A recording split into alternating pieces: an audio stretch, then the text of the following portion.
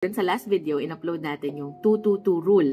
Ito yung meron akong 22 clothing items na kung saan gagamitin ko siya for the month of May and June, supposedly. Kaya naman ginagawa ko tong video na to because of the things I learned in that last video. So, eto sila. Number 1, you'll never know what activities will be coming doon sa date kung saan mo sinet yung capsule wardrobe mo. Katulad ko. Ginawa ko yung video, actually, May na siya, pero alam ko, kaka-upload ko lang. Huwag niyo akong i-bash. Na-shoot ko na yung video, pero doon ko lang nalaman na mabibigyan pala ako ng loadings this summer class. So, of course, I need to set clothing items that are appropriate for school.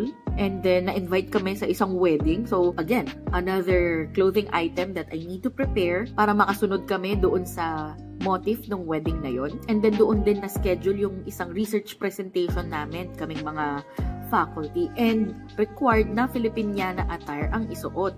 So, doon sa ginawa ko na capsule wardrobe na yon, yung sa 22 items na yon, walang extra Filipiniana attire. So, I needed to incorporate a Filipiniana attire into the 22 capsule wardrobe na yon. So, yan. One realization is that no matter how much you plan for the clothes you want to wear, may mga activities talaga na unexpected. And, of course, you have to adjust for you to look presentable din, diba? Hindi naman pwede na kahit ano lang naman ang suotin mo, lalo na katulad nung wedding. May specific silang motif and nakakahiya naman kung hindi ka susunod, diba? Second thing I learned is that I value church dresses very much. Kasi dun sa 22 clothes na yon, parang nung nasuot ko na silang lahat dun sa rotation na yon, naghanap ako ng ibang damit na masusuot. Parang ayokong mag-ulit. This is personal, okay? Syempre, yung trato ko doon sa pagsamba, very special occasion. Kaya parang ang feeling ko, no, ayokong mag-ulit ng damit. Or kung mag-uulit man ako, medyo matagal ang interval. I felt bored doon sa mga dresses na ipin-repair ko. So, ang ending, naglabas pa rin ako ng ibang dresses para isuot ko sa mga pagsamba. Nung nasuot ko na silang lahat. Ayun. Mahalaga pala talaga para sa akin ang church attire. Ayun. Number 3, it's not really about the number of items you have in your wardrobe kasi maaaring sapat nga yung mga number of items na meron ka doon sa wardrobe mo.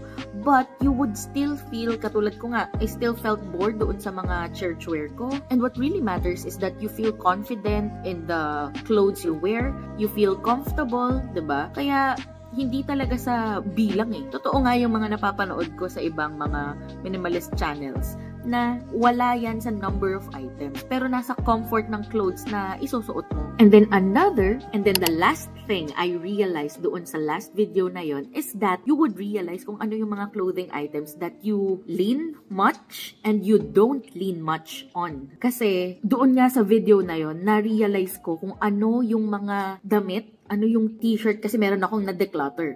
Kung ano yung t-shirt na hindi mo gusto masyado. So, marirealize mo, kasi nga, di ba, nakalabas na yung mga clothing items na gusto mong isuot for that specific time period. Katulad ko nga, May, June. So, nung nandoon na nga yung 22 clothing items na yon, na-realize ko na yung isa, hindi ko pala talaga masyadong trip. Kasi parang naulit ko na, nasuot ko na lahat ng mga damit maliban doon sa t-shirt na yon. Mas pinili ko pa rin iba yung isuot ko kesa doon sa t-shirt na yon. And ang ending, I decluttered it. And hindi naman to itatapon lang, I will give it to my cousin.